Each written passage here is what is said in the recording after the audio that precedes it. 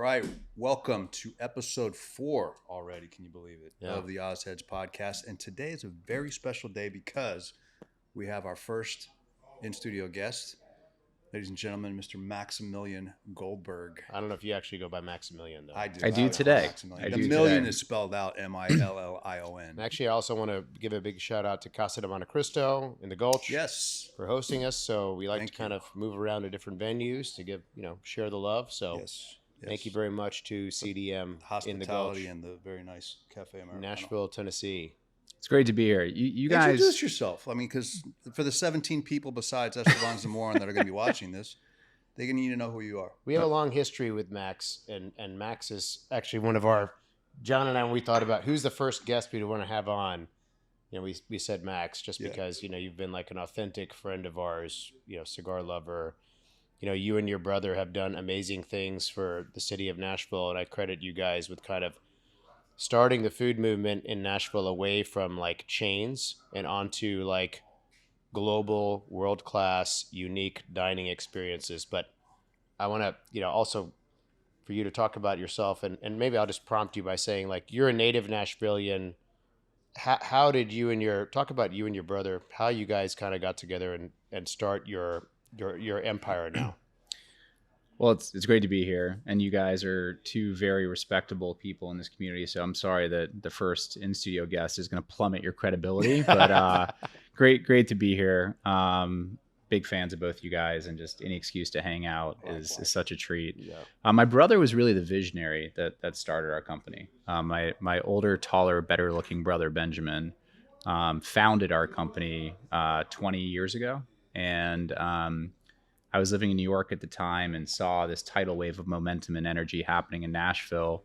And we started discussions about, all right, we should maybe partner up. We should think about doing something together. And after about 6 months of conversation, the idea to create jobs in a city that I grew up in was just too fun not to try at 23 years old. And so I sit here with you guys almost 16 years later.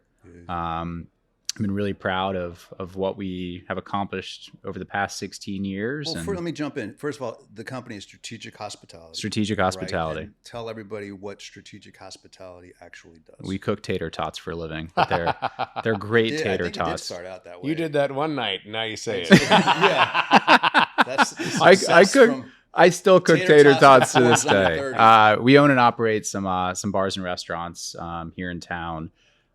We've essentially, over the past 16 years, opened up about one to 1.5 places a year. Our concepts range from merchants downtown. We actually grew up going to that restaurant, and so now to own it and carry on its legacy is such a joy.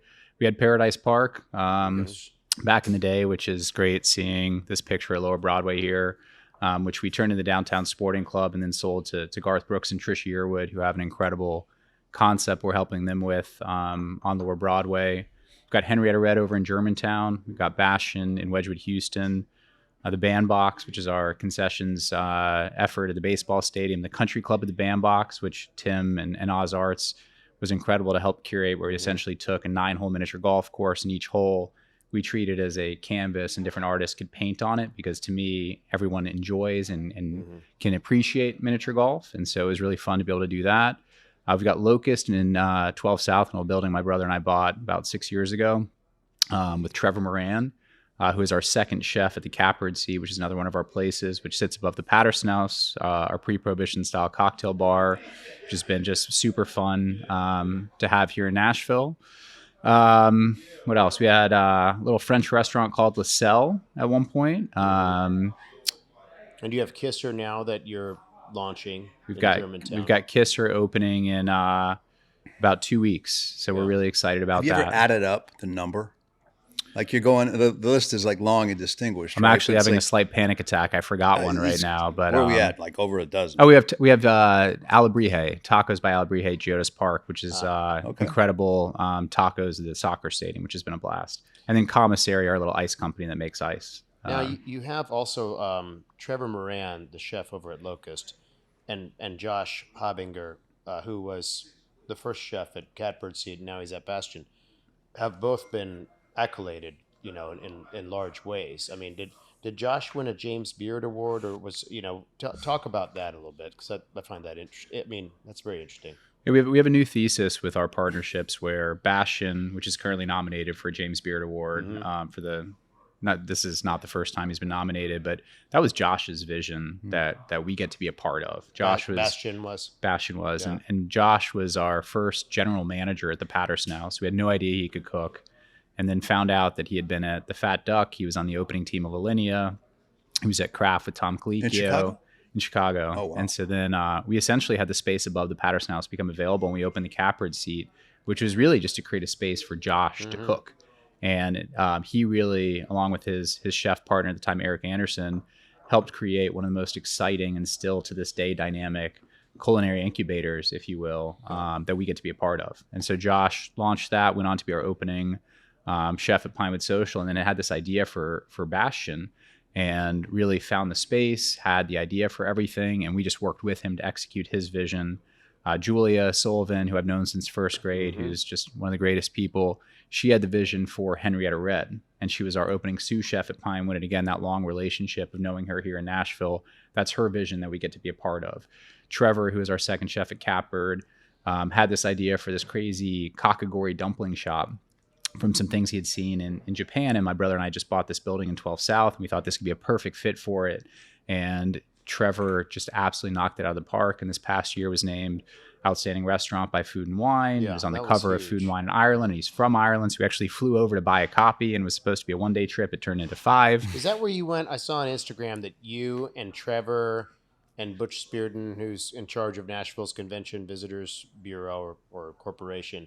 Is that why? Ken Levitan, who is awesome. One of my favorite people as well. Yeah, he's great. Yeah, is that why you went there? We went over there to buy a copy, and then it was just a great trip to be with those guys. Could they not FedEx to this copy of this magazine to you guys? For some reason, it wasn't running that day. I thought it was more important to go fly and buy a copy. So that's been great with Trevor, and then Brian and Lena, a husband and wife couple who we've known forever at Capert and Bastion. Just two of the greatest people. They had this idea for Kisser, this Japanese barbecue spot, which has been popping up at farmers markets and been something they've been working on for a while. That opens in 2 weeks. And so one of the greatest joys in my career is being surrounded by these insanely talented people who feel more like family than people I get to work with. And we're executing their visions alongside with them. But really, all credit goes to them. We're lucky to be along for the journey. Very cool. You guys help kind of like achieve these people's visions and dreams. Was it always like that, or was it just sort of like something that you found? You know what I mean? These people came to you and say, "Can you help us?" Because clearly you and your brother, have a way that you go about building things and running things from a business standpoint. Can you talk about that dynamic?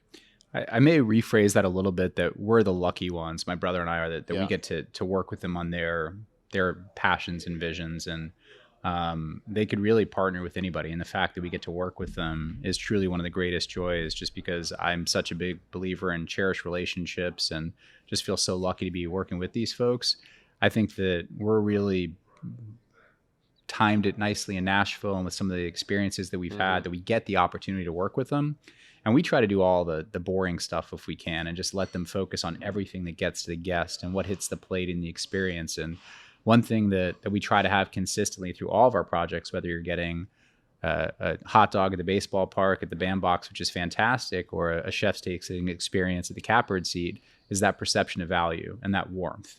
And one of the things that we live by is that Maya Angelou quote that people may not remember what you said or what you did, but always how you made them feel. And we are such big believers in feeling that warmth and making sure that people know how lucky we are to have them come in and spend their hard-earned money with us. That's the consistent message. And it's been really fun seeing these different restaurants with other people executing their visions have that common theme, because I think that's an ethos and a North Star that we all share. I think what's impressive to me is just the range. Like you just said it 30 seconds ago, from hot dogs to Catbird, right?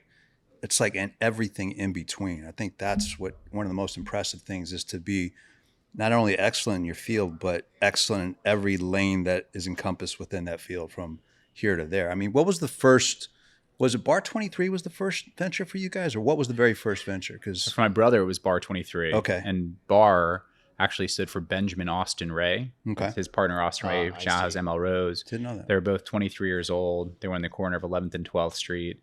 And brilliantly, I think they had 23 different colors of white paint, which was just genius back then because it was dark. You couldn't tell. But it was fantastic. They cared about that level of detail. Right. It was Bar 23 and then City Hall, which was right next door. It was just an empty warehouse in the Gulch, which is kind of crazy to think about back now. when the Gulch was like nothing. Insane. In its right? infancy, yeah. Yeah. And that became, Bar 23 became a Lucchese Boots. And then City Hall, the music venue, became Urban Outfitters. And actually, if you go into Urban Outfitters today and you look up and you see red paint on the ceiling, maybe they painted it over, but at last time I was there, they hadn't. That was actually fake blood from a Guar show.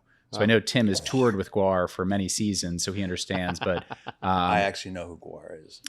If there's a way to pop up a picture of Guar on this podcast, it'd be great an interesting band for the viewers to see. And then after that, it was Paradise Park, which was on the wrong side of the street. And again, there were empty buildings next to us in Shawnee, which is now Honky Tonk Central. That's right. And that's when Benjamin really saw the momentum of Nashville and said, I really need to bring in a partner. What year was this, Max? 2007. Okay. Yeah. Wow. 2007, which is making me feel a little bit older now. Thanks for bringing that up, Tim. It feels even further. I remember I was in my office at the old CAO, and I see this young guy walking by with a backwards baseball hat, like a trucker backwards. I'm like, who's this guy? Like, And then that was my first, before we even actually had a formal introduction. And I still walk the same. I still walk like a duck. So but the backwards trucker hats are a thing of the past now. Maybe I'll bring it back. Maybe I'll go full circle. And then you were driving around, what was it, an old El Camino too, wasn't it? I had the Paradise Park El Camino, which was fantastic. I think at some point in my life I need another El Camino. I mean, an El Camino is really, I drive a truck now, but the El Camino is like the mullet of automobiles. So just for anybody that doesn't know, when Max has a truck, it's probably like a loaded Range Rover. And that's his truck. To go to run the errands or whatever. Let's not let the truth get in the way of a good story here, John. But the El Camino, you got business in the front, party in the back. Yeah. It was phenomenal. Right?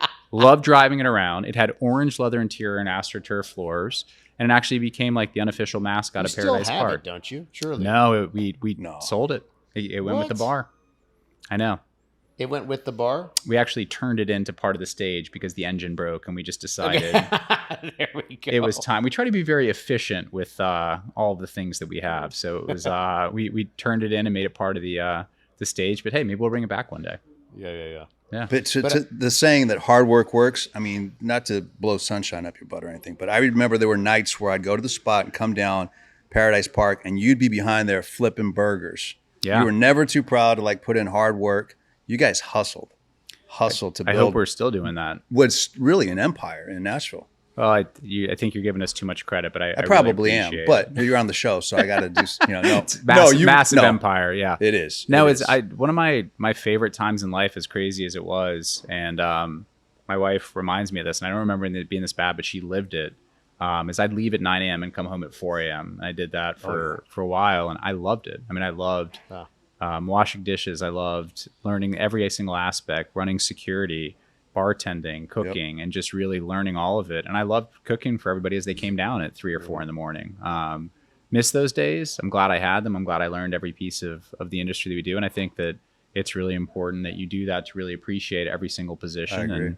And still love doing it when I get the opportunity. I mean, at this point, there's just so much more talent around me that I think they'd kick me out of the kitchen. But it was great hopping back there and cooking some burgers and tots. What's the secret to keeping all the plates spinning? No pun intended. You've got over a dozen venues going full speed. How do you manage that?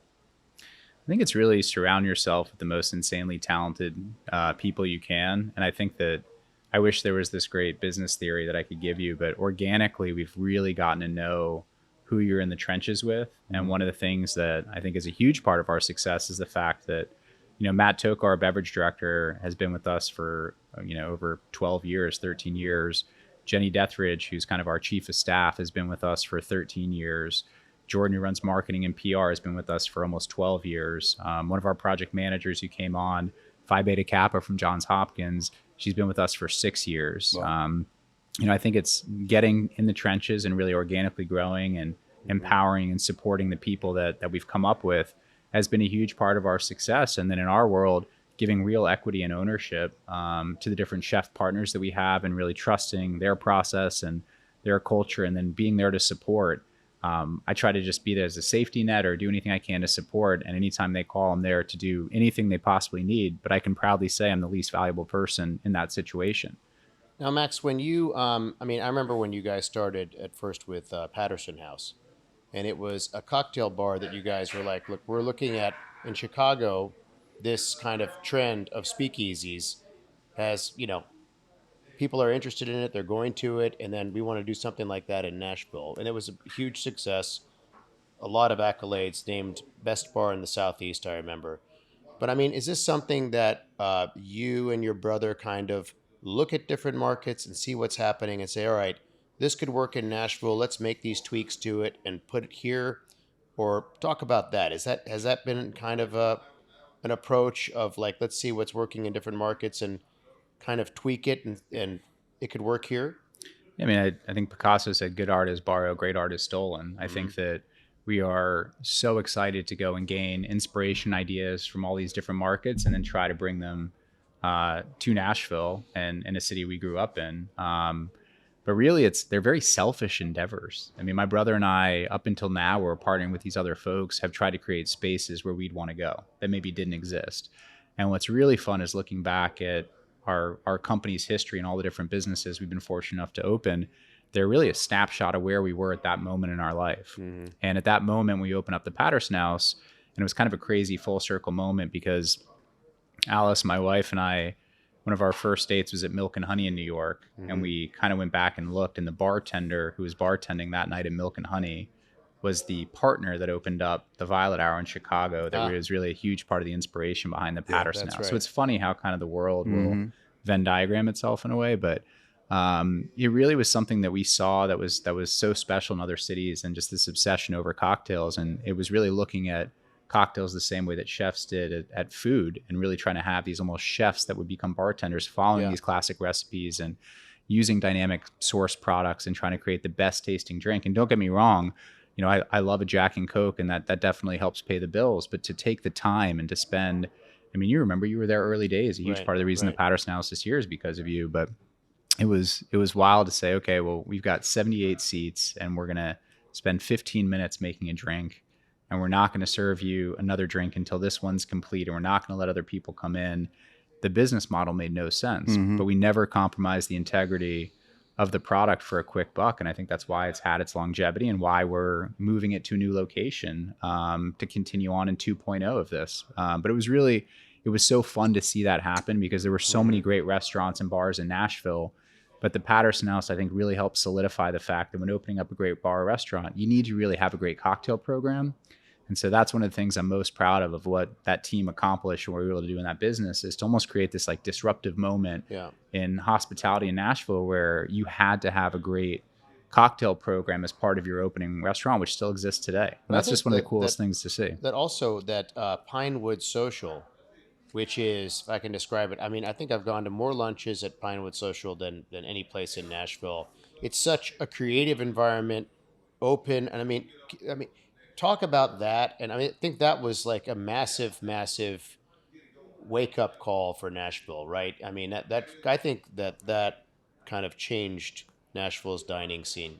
Talk about Pinewood for a minute. Yeah, Pinewood really was meant to be a third space, because my brother and I kept going to different coffee shops or places, and we'd be working from there, and they'd unplug the Wi-Fi or they'd kick us out or whatever it was. And we thought, well, we really want to create a space that has this warm, welcoming environment we can work and really cater to the creative class that maybe doesn't have a traditional office. And we were on a consulting project in New York and went to the Ace Hotel. And we met at like 6:30 in the morning and had a coffee, and we started working at 9 a.m. We had breakfast, and then we had another coffee, and then we had lunch, and then we had another coffee, and then we had dinner. And it's like 10 o'clock at night. And like outside of the doors of the hotel is the greatest city in the world, New York City. And we never left. And we thought, man, this is really cool that there's this third space. And we started talking to people, and he said, are you staying at the hotel? No. 90% of the people working in this lobby weren't staying in the hotel. And we thought, man, this would be so cool to be able to try to recreate this environment in Nashville. And so we ordered a bottle of bourbon and started talking. And then I think we woke up the next morning spooning each other, covered in Post-it notes. And it said swimming pool, bocce, coffee. No, I'm half joking. There was no spooning, but he was very gentle. But it was something that we thought this could be great for Nashville. And if we're going to have this great environment, we need to have incredible coffee. And Crema at the time to us was doing the best coffee. And we thought, let's partner with Crema. And they still are at Pinewood today. And if we're going to do that, let's create a really dynamic food program. So we brought Josh in to really help be our executive chef and create that, and Matt to do our beverage program. Yeah. And we worked with Landy Gardner, who sadly has passed away since then, to help us with the interior design. And it just turned into this really magical thing. And we had no idea if people in Nashville were going to dig it. And I even remember sitting with a New York Times reporter trying to describe what we were doing. And she put her pencil down and was like, what the hell is this thing? And that's when I was like, all right, this is going to be a massive hit or a big failure. And luckily, it's been great for the city. And we've had some incredible moments there. And I'm so thank you for your support. We appreciate people coming in. It's just been awesome. In your space, like how much do you attribute your success to? I know you talked about and touched on having really good people, an excellent support system, and great chefs and so on and so forth. But how much of it is actually forecasting trends for Nashville? In other words, like fashion, like it always starts in Europe, then it comes to New York, then New York to, the left coast, and then middle America 10 years later or whatever. But how much of your success do you attribute to forecasting trends in your space? I don't know if we've been that smart about it, honestly. I always felt like you guys did a great job of that. Like like scouting New York or Chicago or what have you. It just kind of organically happened. I mean, I wish I could say that we had this model to do it, but it was really, again, those selfish endeavors of what's exciting for us. Mm-hmm. And I think that we gain inspiration from a paperclip that we would see on a menu in Charleston, or this really cool outdoor space in Paris or whatever it would be. But really it was, I think Nashville is just the most supportive, exciting city. And we were able to push limits and boundaries, and people showed up and supported. And we always tried to make sure that they felt the quality of product and left feeling great about their experience. And we make mistakes every day, don't get me wrong, but I think it's how you recover and how you treat people that really will bring them back. And it's just the most supportive, incredible community of chefs and bartenders and hospitality folks. So it's been great. I wouldn't necessarily say that we went over to Greece and saw this amazing thing and brought it back. I think it's just all these little sources of inspiration that we translated with our history here in this incredible city. And it's been great. And now our new thesis of partnering with these insanely talented, incredible human beings to help them execute their vision has definitely been the most fun I've had in my career. I want to kind of ask about that. But before I do that, I know that you and your brother have been really involved in the city and city planning and city discussions as Nashville grows. And, one of the things is that you were like, as you mentioned, one of the first people on Broadway. And Broadway has really kind of evolved and changed rapidly. First of all, before I ask about like where it's going, in your opinion, what kind of, in your mind, caused Nashville to transform from a downtown that was a sleepy downtown that was dangerous with pawn shops into what it is now? Well, we definitely weren't one of the first people downtown. We just were on the wrong side of the street. I mean, Roberts, Tootsie's, Layla. I mean, they were the pioneers. We were just lucky to ride their coattails, if anything. I really think it was 1,000 great decisions made by people way above my pay grade, from decisions in government to decisions in economic development to great choices by insanely talented, incredible, like-minded business individuals that wanted to create this heartbeat of Nashville in downtown. And I think it's extended. I mean, when I think of Nashville, I think Lower Broadway is critical, but I love the spread and the ripple effect just of tourism and its positive impacts. And I am pro-tourism. I mean, I love everything that's happening, because they come here because we create great spaces for locals. And I say we, the hospitality community, but the tourists love it. And the tourists have been a huge economic boom for Nashville. I think that downtown has just created this fun, incredible environment, and it's definitely gotten rowdy and pros and cons to that. But I think the city, I think our police chief, I think that there are all these adjustments to try to make sure that we continue that safety in our space, because what we do is a living, breathing organism. I mean, every day it's a race without a finish line, and we ask ourselves as a hospitality community, what can we do to become better? But no day is the same. And so I think that the city has done a great job of starting to see these changes take place and continue the spread of all these different new things opening. And I truly think the East Bank is one of the most exciting pieces of real estate in America right now. And I'm so excited for all things Titans. I just think Nashville's on this continued rise. But I think it's just a lot of different decisions that all came together to build this massive tidal wave that's been building. And now all the eyes from the world are on Nashville. And we're seeing all these incredible restaurant groups coming here, hotels coming here, businesses coming here. It's an incredible, incredible city, quality of life, and just the nicest people. I mean, my wife's from London, and I remember she was here 16 years ago, and we had a 10-year break in between that time and getting married, which is kind of wild. But when she left and came back, she was like, the city doesn't look the same at all. But the one thing that's consistent is the people. And I think that people really move to Nashville from the coast or from Chicago or from London or wherever it is. And they get here and they enter into the spirit of the party. Because I remember some of these people coming in and saying, why is everybody so nice? Like, that was exactly my take. What do they want from me? Right? Exactly. Yeah. 100%. I mean, my wife, when she was here 16 years ago, someone offered her a ride from the airport. She was like, I'm going to be murdered. I was like, no, that's genuine, like, kindness. And I think that's one of the most special things about Nashville is all these folks that are moving here get here, and it's almost like they can exhale and realize that, we're a really nice, I mean, Nashville, if I could describe it in one word, would be kind. And I think that is a huge part of our success. The trajectory of the city, though, has been amazing. I mean, so fast, like, in perspective, like I moved here in like 95, 6, something like that. And the only restaurant downtown that was quote unquote like a dining experience was Morton's, which now is like one click above Steak and Shake, right? Now the nothing but good things to say about Morton's. I still love that. I have great memories of Morton's. However, now Nashville has taken on this reputation as being a real foodie kind of there's some amazing dining experiences. I guess what was the tipping point for that? Like to Tim's question, kind of follow up to where did that click happen where now it's like these amazing restaurants as opposed to like chain steakhouses that we used to have? Yeah, I don't know if I could answer that kind of inflection point specifically, but I think what happens is when you have, the Josh, the Trevors, the Sean Brocks, the Manites of the world coming here, they realize that it's an incredibly supportive community and everything they could accomplish in other cities can be accomplished here. And the quality of life, the continued opportunities, they come and they stay. I think that the restaurants that will really struggle is the folks that think we're just a flyover city and will come here, phone it in, not be here for the opening, don't try to be a good steward of the community and move on.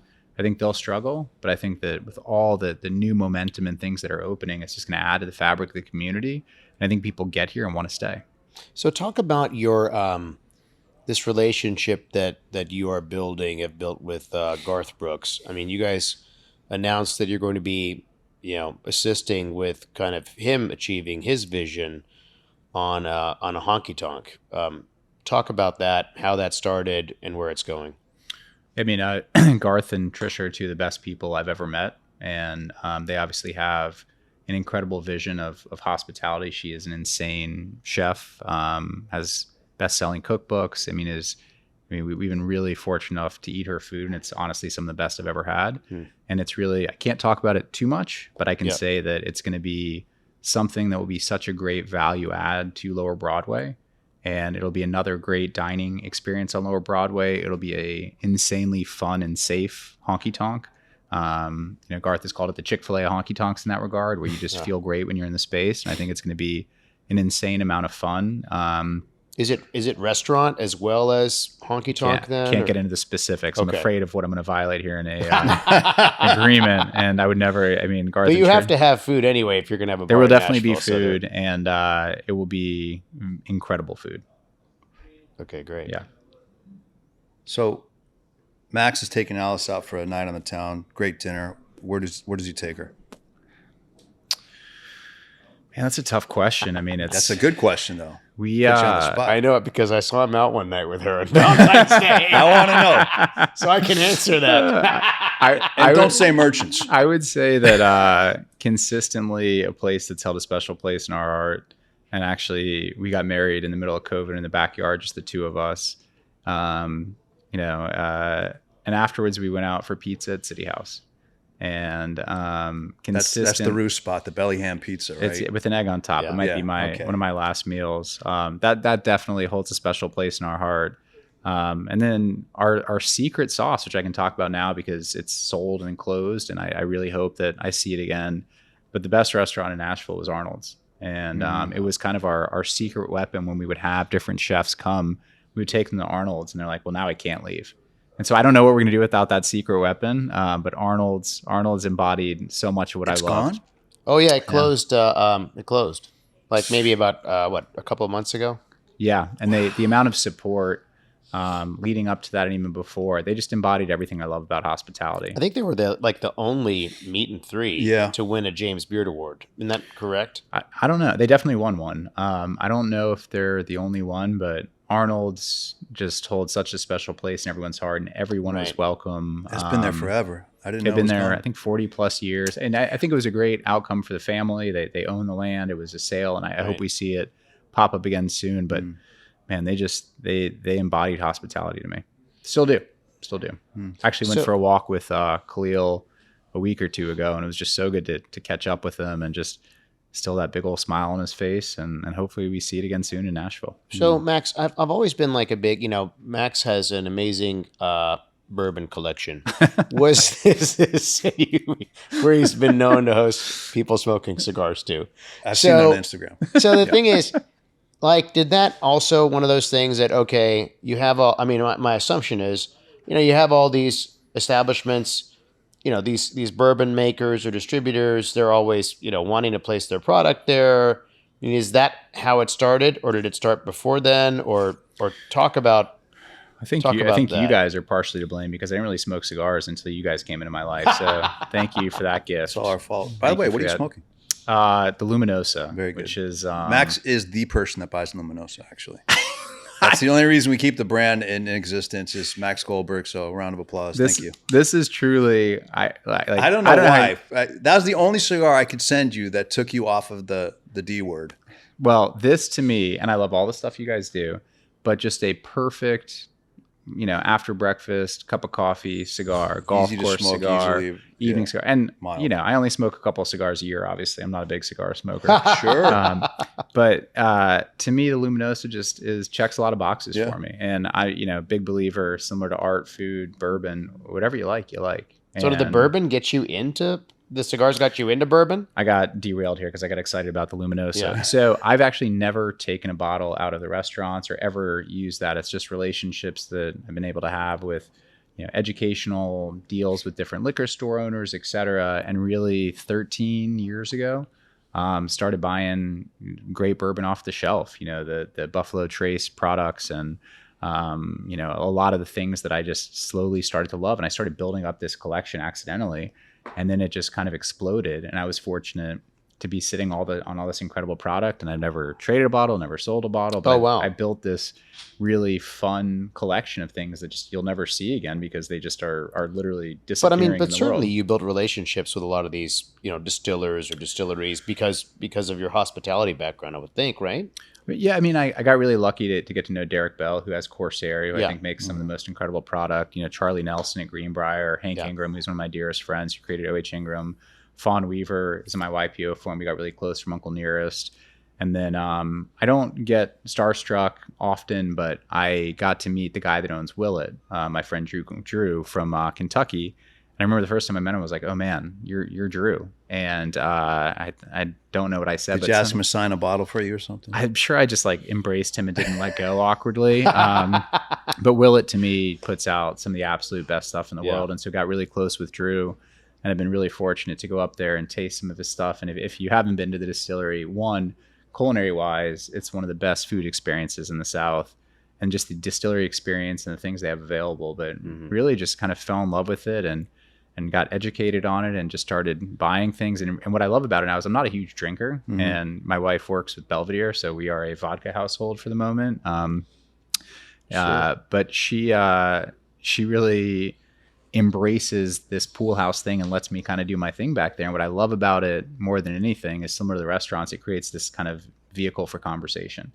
And I just love getting people together in the pool house and having a bourbon and just letting conversation take place and watching all these different mixtures of people come by that may not have met previously and seeing what conversation comes out of it. And it's been phenomenal. It's just been such a fun, special space. Maybe we should film one of these in the pool house next time. That'd be great. It'd be fun to have you guys over. You haven't been there. I haven't because I don't drink. It's unbelievable. I'm like the odd guy out. That's okay. I'm the only person in our industry on this side of the fence that doesn't drink. That's okay. I'll drink for you. We've got ginger ale. Just come by and hang out. It's more about the room. We got cigars. Get a lot of ginger ale for luminosas. John. Probably the biggest luminosa collection. Yeah, I know. We probably have more than in our warehouse for sure. Definitely. How do you see it going then? You mentioned the East Bank in Nashville, and that this is, for those that don't know, the Titans are going to build a new stadium, we think, right? I mean, I hope so. Is that so? It's moving in that direction, and then it's on kind of like the eastern bank of the Cumberland River in Nashville, where they have East Nashville too, which is a popular area of town. But they're talking about creating a whole new community over there. Oracle is moving in, and they claim to bring, is it 60,000 jobs, or am I overshooting it? I don't know the number, but it's a massive deal for Nashville, and like new neighborhood with boulevards and retail on both sides. I've seen it would change the landscape of Nashville, and would be such an amazing value add for the city. Activate the river. It would create a place where I could take my newborn son in a stroller and push him around near downtown. Right. I think it would be really created for locals, but enjoyed by tourists. Whereas Lower Broadway, it's always funny, people who are locals in Nashville say, "Oh, I never go downtown anymore." What did you do last night? I went to a Preds game. Oh, what did you do the night before that? I went to a concert at the Ryman. Right. You're downtown. Yeah, you're downtown. Yeah. But am I going to push my kid in a stroller around at 9:00 at night after dinner on Lower Broadway at this point? Probably not. And that's not to say that it's not awesome. It's just not where I would take them. The plans that I think and hope will come together for the East Bank, it would create that very cool, walkable, locally driven memory generator community for the next 100, 200 years for Nashville. It's a massive deal, and I can't wait to see how it plays out. And if there's a way to be a small part of it, we'd love to do it. Have you been in talks on like how that should look, how that should be, how that should function? Just for what's the public information that's out there, and kind of seeing plans that are coming together. We're just keeping our ear to the ground, and if there's a role to be played, we'd love to do it. Mm-hmm.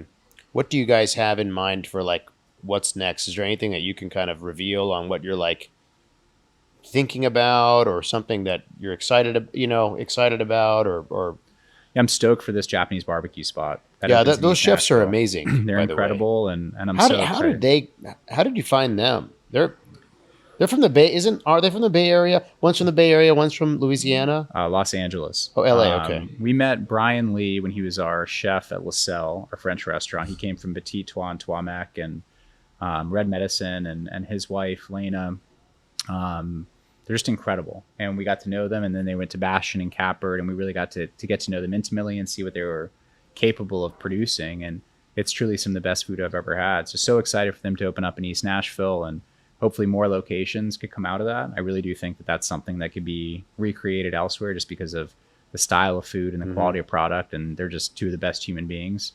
So excited about that. And I also, what's happening at our airport is just so cool. Mm-hmm.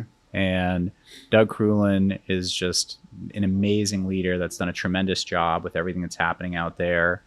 And I think we're going to go from like 19 million passengers this year to 30 million in the next 5 to 10 years, which you just think about that. Yeah, the additional gates added, hopefully more international flights. And we've got a few concepts we're opening up at the airport in the Grand Hall, and just to try to have that new challenge, because we've never done an airport before.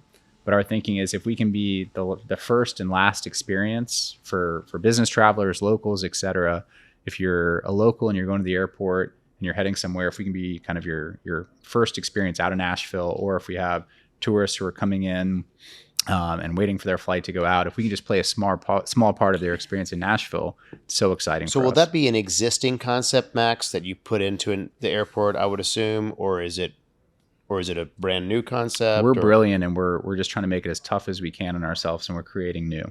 So we've got a few new things we're doing, which I'd love to tell you about, but I think my head of marketing would punch me in the face if I did, and she's got a good right hook. So I will not reveal anything, but we're very excited about it. I'm going to ask you a question for selfish reasons, and this is: do you ever see a point in time where you guys have saturated Davidson County and you would expand out? The reason I ask is because we live in God's country, as I say, and it's so night and day from like you live. Yes, where I live. We used to live, in East Nashville, and then we decided to go get some space, and we did.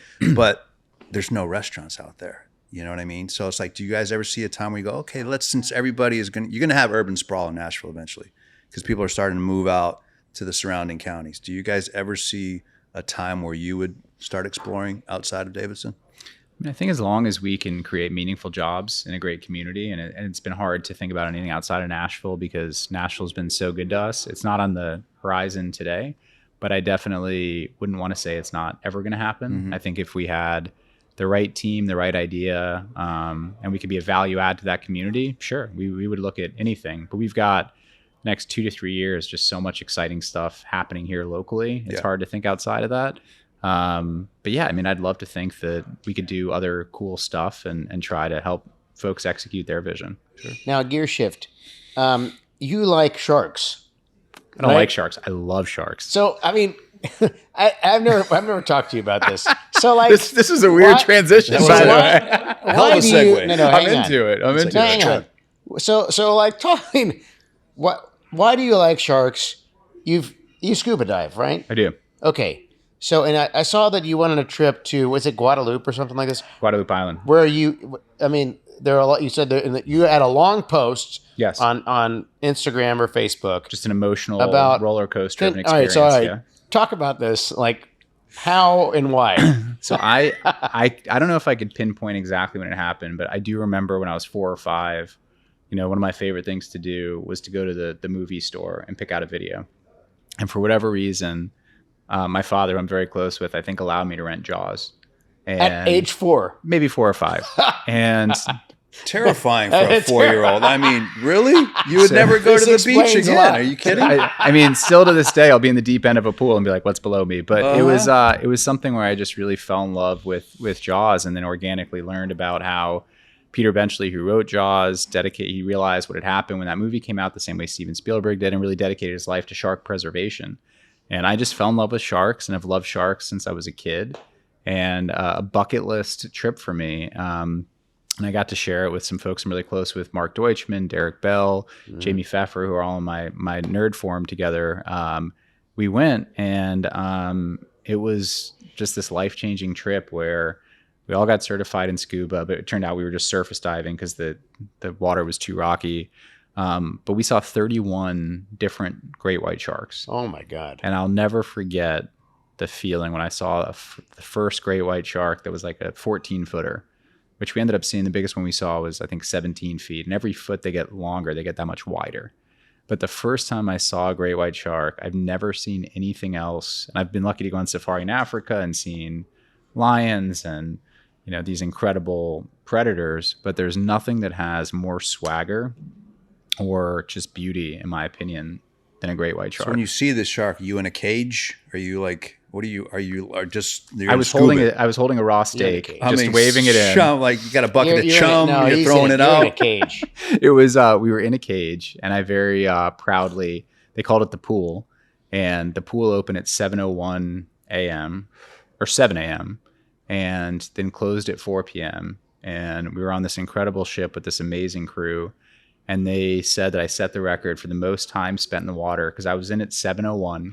I would surface every couple hours to eat a protein bar and go back down, and I get out at 4. How deep were you then? The surface. You're right. You're right on the top of the water. Yeah, because I did it one time, like when you're in this cage that was wide and you had 8 people. Was it like that? This each cage held about 4 people, and we had these sharks coming. I mean, it's one of these things that if you haven't done it, you should do it. But it was just the most special, incredible trip. And you flew to San Diego, and it was like an 18-hour boat ride to Guadalupe. And once we got there, they woke us up to the Jurassic Park theme song, and you climb outside the boat watching the sunrise, and it looks like you're in Jurassic Park. And we went late in the season, so we were the only boat out there.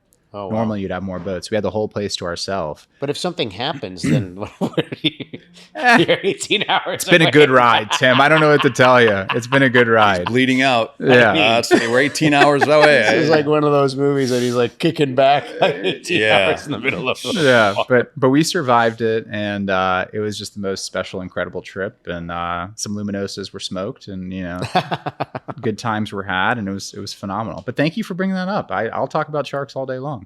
Well, I mean, and also, isn't that one of your handles on like your Instagram? Weren't you like Strategic Shark or something like this? I've seen you in a shark costume, actually.